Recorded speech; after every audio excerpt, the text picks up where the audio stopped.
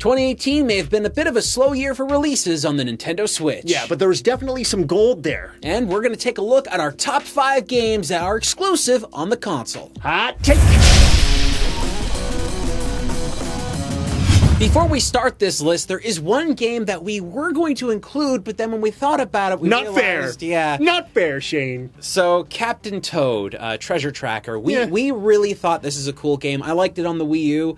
And we want to say that it is a good game for 2018, but it really is just a port of what came out on the Wii U with a couple of tiny extras. Very rare that we see ports from the Wii U coming to the Switch. So we just thought we'd mention that. Yeah. Anyway, let's talk about our top 5 games for the Nintendo Switch. Let's start it off with number 5. Top 5. Number 5.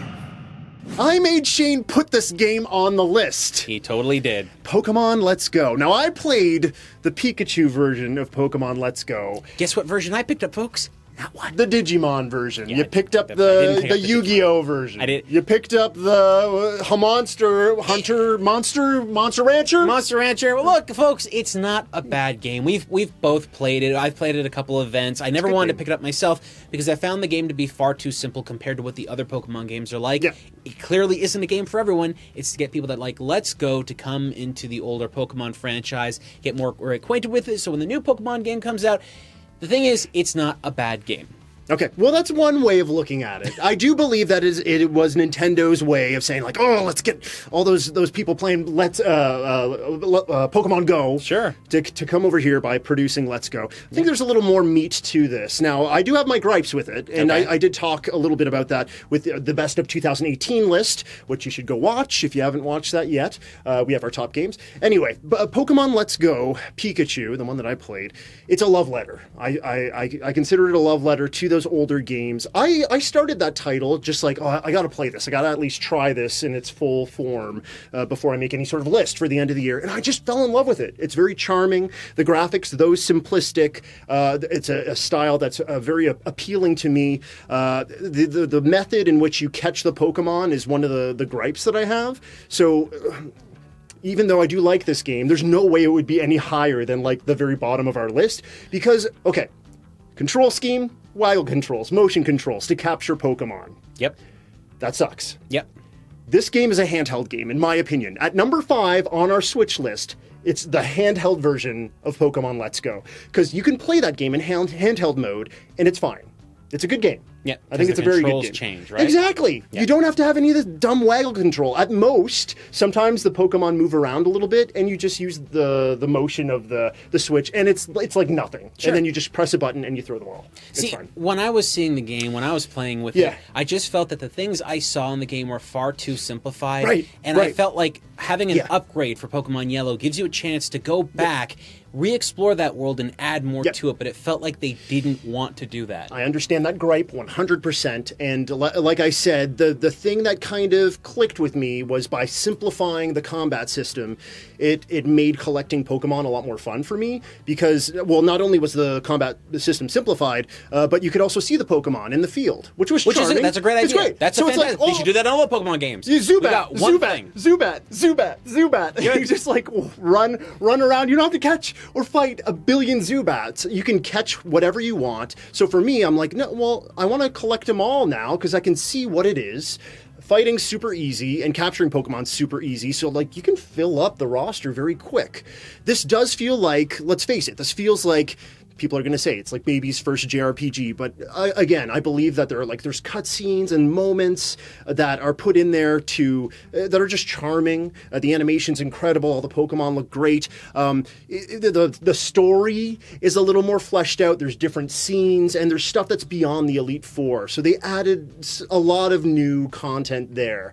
Is it a perfect game? By no means. And I side with you with a lot of your gripes. Despite those, I'm comfortable with that at number 5. I'm staying nice and quiet about this one. Stay nice and quiet. But folks, you Monster Rancher schmuck. Let's just say this, okay? This is number 5, and we're talking only about exclusive games on the Switch. Let's talk about the next one. Number 4. You might be worried that we're getting into a list of just boring games, but that's not what this is about. Pokemon's not a boring game. To some it is, but here, What's coming up next? This number 4, Okay. I think, really is one of the coolest looking RPGs I've seen in a very long time. So at number 5, we talked about Baby's first RPG. I hate saying that, but I know people call like Pokemon Let's Go that. We're talking about Octopath Traveler. Our number 4 is Octopath Traveler, and for good reason. Octopath Traveler came out solely on the Switch. Like you said, gorgeous looking game, combines 2D sprite work, the old SNES JRPG style sprite work that you would have seen in like our Final Fantasy III, Final Fantasy VI, and it combines that with 3D surroundings that have that sort of depth of focus. What's the term called? Depth of field. Depth of it's field. like basically it makes everything look like it's almost Toy Soldier type of aesthetics and stuff like that. Exactly. What's so cool about this game though is its visual style. A long time ago, Hideo Kojima said that when we were moving, like this back in the PlayStation era, when we're moving to 3D, he felt that there wasn't enough explored in 2D. So seeing what this game is doing, kind of blending 2D and 3D together, it kind of merges those things with pixel art style in a really unique way, because typically we don't see a lot of pixel art games come out from Japan directly anymore. So to see something like this really stands out. Leave it to you to talk about Hideo Kojima while we're talking about Octopath Traveler. I can do that every single day. Watch me. Anyway, Octopath Traveler harkens back to a lot of those old school games, and you know what, you're right. It does seem like this would have fit pretty well on the PS1, because there were JRPGs on the PS1 that combined like 3D visuals with 2D assets. I'm thinking of Grandia, but that was on the Saturn or whatever. But there are many. So what Octopath Traveler does is it takes many of the cool systems that we've seen in some traditional JRPG games. There's turn-based combat and stuff, but it tweaks them a little bit, does stuff like Bravely Default did, if you followed that series. I believe it's some of the same creators that worked on this. It's from Square Enix. Systems where you can save your turns. So like instead of just going attacking one after the other, you can say, well, no, I'm going to take my next 3 attacks and I'm going to do them right now, and then maybe you can win the battle like immediately. And there's other systems as well, like a braking system where if you use the same moves on an enemy, you stun them.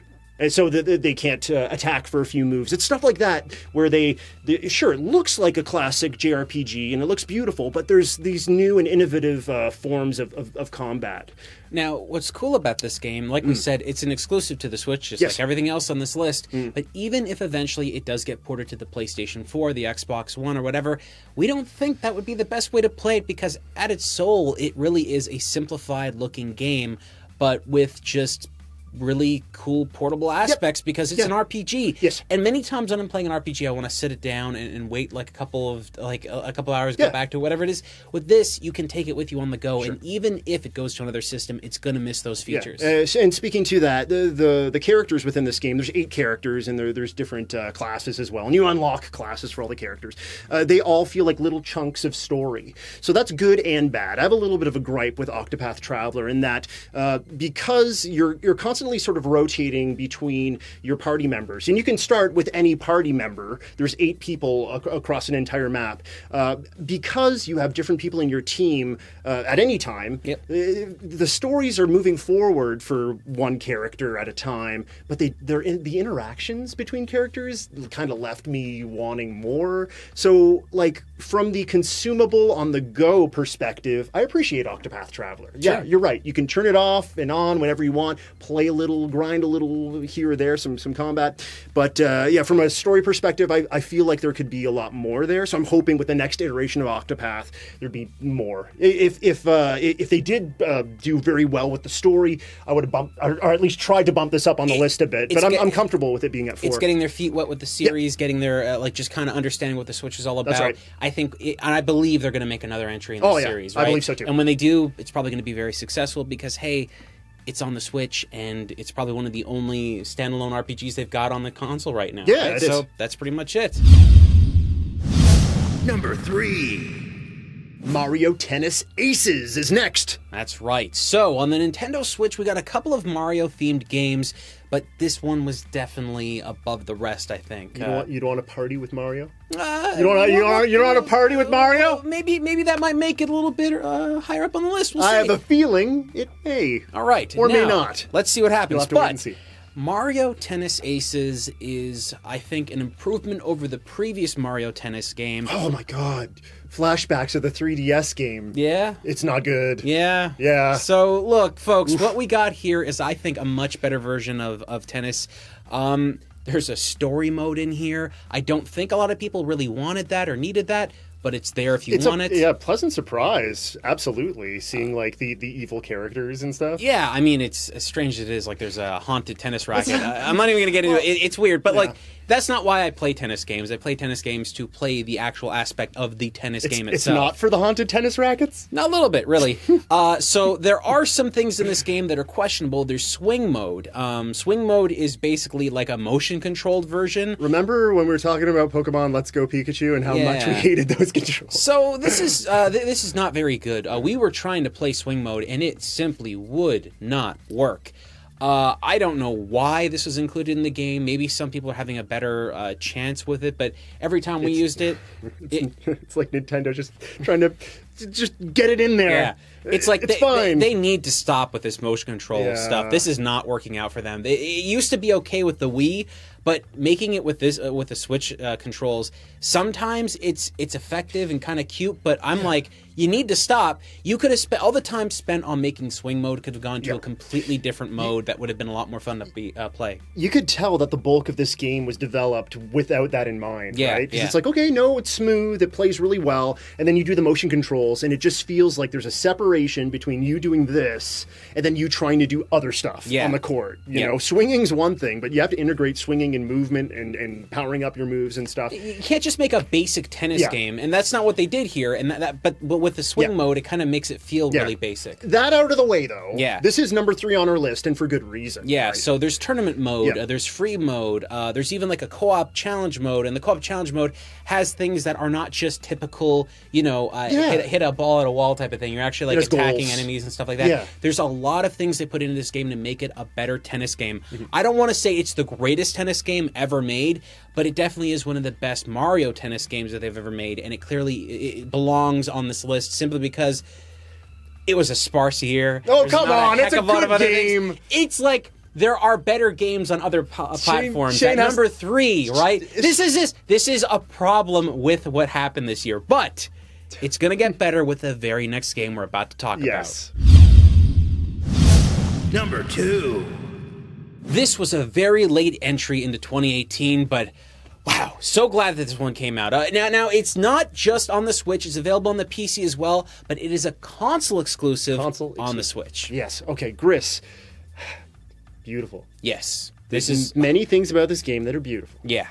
This is a visually heavy game. When we were playing the game, there's this really great use of watercolors and drawn assets. Oh my gosh. It really stands out to the point that while we were seeing the introduction of the game and then Adam actually started to play it. It's that moment where you transition into gameplay. This doesn't happen to me much anymore, but a cutscene will transition into gameplay and then you're like, oh, like I'm playing right now. Yeah. I had to tell, there were other people in the room, including yourself and some other folks. I was like, I'm playing right now. And then everyone was like, you're playing right now? Yeah. I'm playing right now. Because it just looks so stunning. The animations are so smooth and it looks fantastic. However, visuals aside, with a wonderful use of everything they've done there, it's not just that sells the game, it's also the gameplay. When I said beautiful, I didn't just mean the way that the game looks. There's so many great things going on here. Now, I want to say one thing at the very beginning so that people who are interested in the game will know kind of what this is like. It's an experience that is similar to what you would get out of a game like Journey or Abzu, okay? I don't want to say that this is a walking simulator. It's not. It pushes beyond the bounds of what you think in those games, which are more experiences, game experiences than traditional games, per se. But yeah, it is very, it feels narrative heavy, even though the story is quite small. Yeah. But it's the emotions that are ingrained into every part of this game that give that sort of depth to it. A very short title, so there are story beats here or there, and I'm not going to dig into the story too much. I'll just say that it plays on grief. Yeah. That's all I'm going to say. There's some platforming aspects. Yeah. Oh, there's a lot of platforming, but there's like puzzle aspects. Yeah, exactly. We got to get into the gameplay. Okay, so this game is doing something that we've seen for a very long time, and it was because of the limitation of older systems. Sometimes they couldn't say how to play the game on the screen, right? You had to figure it out. So they'd give you little hints, like when you're playing Super Mario Brothers and going right, there's a mushroom, or I'm sorry, a Goomba. I guess it's it's an acorn or a water chestnut, whatever. It's people in the comments. Anyway, you know, if you hit it, you die, and then you're like, okay, I gotta do something. So you decide to jump, and maybe you'll land on them, and then you figure out, okay, you can jump on enemies. Long story short, Gris is doing that. It's telegraphing how to play the game. There are button prompts here or there, but it telegraphs things so well that it really does feel like you're learning the language of the game as you progress. You see things that are like, okay, well, it looks like there's some cracks there in the floor. I could probably use a move to break through that. And yeah, it does that. It segues from different powers so successfully that you feel educated with the character, like you're learning a language. Honestly, when it comes to a short game, that's kind of what I experience. That's what I want. I like games like Portal. I like games like that where you've got moves, you have very simple things, and then they kind of expand it as you go along. And that's basically what you're getting here. You mentioned this yourself. You don't think you're going to be going back and playing it again and again? So that's part of it. So there are always negatives to games, and even on a top 5 or top 10 list, you'll have issues with every game, right? So yeah, even though it was a great experience, this feels like a film, right? It does feel narrative heavy. Again, it's a light story, narrative heavy because of the emotional sort of depth to it. There's many like little scenes where it fleshes out the character a bit. But because of the heavy nature of the narrative and the shortness of the title as well, there's not a lot of collectibles. There's little collectible things here or there off the beaten trail that you might want to go back and play. But after the runtime of the game, which is about 3 to 4 hours, yeah, you feel like, okay, I've got that. I'll probably come back to Gris, maybe if it gets a physical release on the Switch in a year or 2 years or so. But it's not a game I'll jump back into. That being said, though, from what we've experienced with this game, like it deserves to be number 2 on the list. I was so compelled by the moment-to-moment like interactions with the world. Again, it's so beautifully done. It reminds me of an M.C. Escher drawing and many of the physics and things. It's unfortunately, this game came out so late into December that most people out there that were making their lists for 2018 probably completely bypassed this. I remember talking to some people from the Reddit group for Nintendo fans, and they didn't know what it was, and I was like, oh, that's not good. Like, this is really not good. And it's a console exclusive. Yeah, right? You should know, and we were off a little bit. Yeah, we were a little angry because we had seen the Game Awards. Yes. And then right after the Game Awards, they were like, oh, there was the like launch trailer or announcement trailer. They're like, this is coming out soon. They didn't show it off at the Game Awards. That's the time to show it. Everyone would have been excited to see something like this. It stands out. What you think are cutscenes are actually in-game events. It's just, look, folks, this is a really cool game. It's really fun to play. Can I say one more thing? There's a little cube boy. I'm not going to dive into it. There's a little cube boy. He eats cube apples. You befriend this boy as your character. It's amazing. Game of the year. No, number 2. Number 2. Let's get to the next one. Number 1. And our number 1 exclusive Nintendo Switch game is Super Mario Party? No, but let's talk about that. Oh. We played that game very recently because we were expecting it to be kind of an interesting game, and it's an exclusive. Boy, not good. I'm kind of shocked at this one. So a lot of things went wrong while we were playing this. Some of them are not the game's fault, but let's just say this. To get a great experience with Mario Party, you have to play it with a group of friends. Absolutely, yeah. And it's great. Like, okay, what Mario Party does right in most of its iterations is it's a good couch co-op. Yeah. And you yell at each other, and you break friendships, and you yell more. And that's what sometimes this is all people about. Drink, and it's a mess. It's what it's about, right? Yeah. You have to have that kind of gameplay experience. So we played in a group of 3. One was a CPU. There were some issues with that, but that wasn't the big issue. A big problem we were having was that apparently the Switch couldn't control or couldn't connect to the controllers all the time. We don't know if this is a hardware issue. It seemed to affect this game and no other game we were playing. It was weird. It was bizarre, and it was very mostly irritating. Affected you even after you were switching controllers. Yeah, like it's like the Switch. The Switch doesn't like Shane. The feeling's mutual. Okay, but even when we did get the controls to work, we started going into the game and we played the board game mode, so we could actually play Mario Party as it was intended. Yeah. So a lot of the co-op experience modes that we played were very small. Like, there's very few of them, and they're boring. I was like really gung-ho about this, remember? Yeah. I was like, oh, this is the first time that you're working together. You're in a raft, and you're going down the rapids, and then you can choose different paths and stuff. I was like, that's great. Co-op together, it's a little bit different from Mario Party.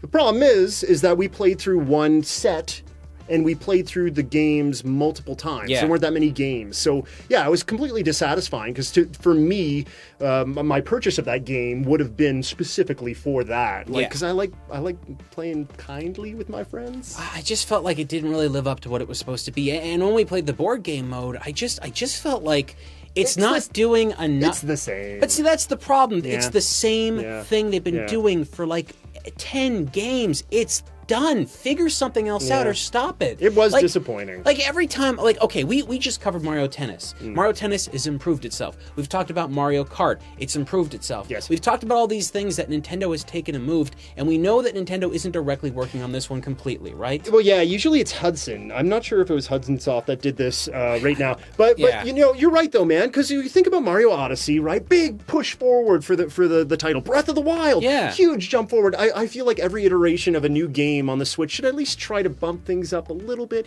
Maybe they're expecting the raft mode in this to do that. I mean, but to me, it was kind of a failure. It just feels lazy. Like, you need to think about ways to expand this universe. I love playing board games with friends. Mario Party should be the way that we play it together when we're at my house, because it should make more sense. It should be like, this is an interactive game with more fun elements than what a board game is. But honestly, many of the board games I've played seem to be a heck of a lot more fun than this. Yeah. It just doesn't flow anymore. Well, they have to change. They have to break the wall down and change it into something else. I guess it's back to Sonic Shuffle for us. Probably. But then what did make number one, Adam? Oh, well, you were saying Super. Well, I think everyone knows what the number Let's one see the game number is. one graphic one more time. Let's go do it again. Number 1.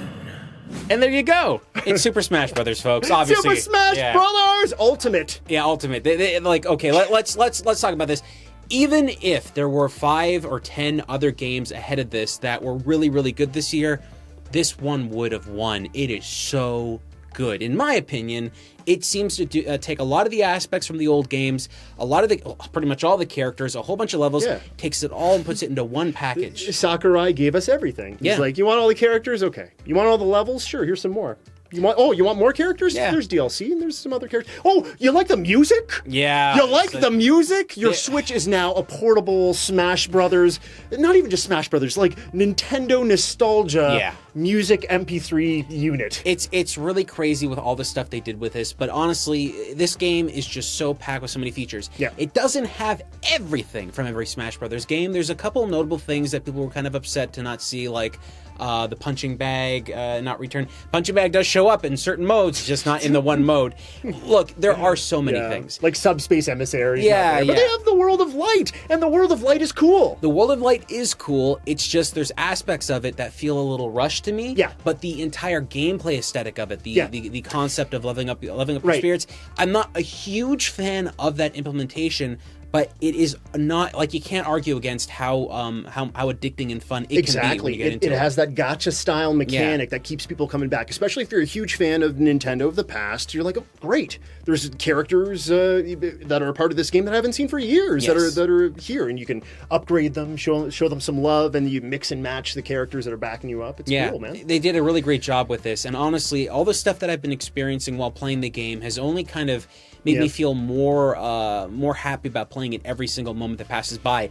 It's a game that I definitely will be going back to playing again and again, but with that being said, it still isn't a solid online experience. Yeah, I wanted to ask you about that, because you've been playing this more than I have, and have you been jumping into the online recently? Not really, no, because I know what to expect now when it comes to certain Switch games. I just leave it alone. Yeah, I'm sure online multiplayer, well, hopefully it'll get worked out, because Smash is such a huge title for I don't know. We're paying them for online now. Oh, we're done. We're done. We did the Mario Party thing. The negativity's over. Okay. But to me, Smash has mostly been like a sit down with your friends and play like couch co-op. And that's where it's best. Yeah, I'm not so worried about the online multiplayer, because I don't play all that much online multiplayer. But if that is what you're looking for in this game, supposedly right now is not the time. To go for that. Definitely, this is a game to play with friends in a group. And look, folks, you can get a Switch, you can put it on a table, anywhere you are, take out some controllers, and you can play it. That's what makes this so good. I would never, ever, ever want to play Smash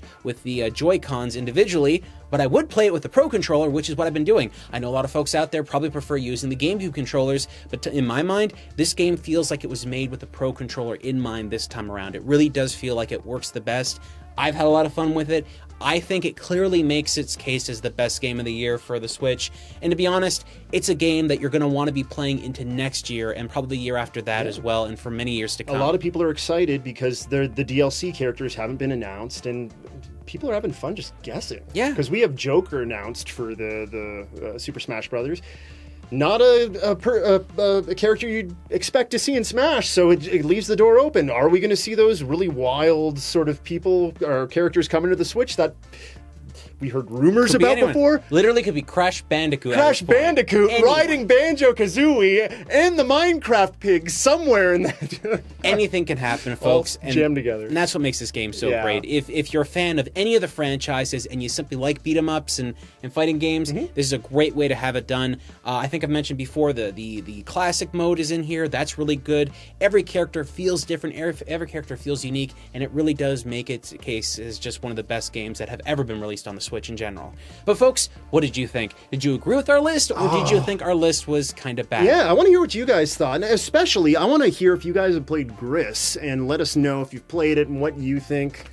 Yeah, there's a lot of things to talk about with the Switch, and maybe there's some Mario Party folks out there. If there was any exclusives... It was reviewed really well, just not by us. I know. If there was any exclusives out there for the Switch that we didn't mention, please let us know. We'd love to hear which games you thought were better.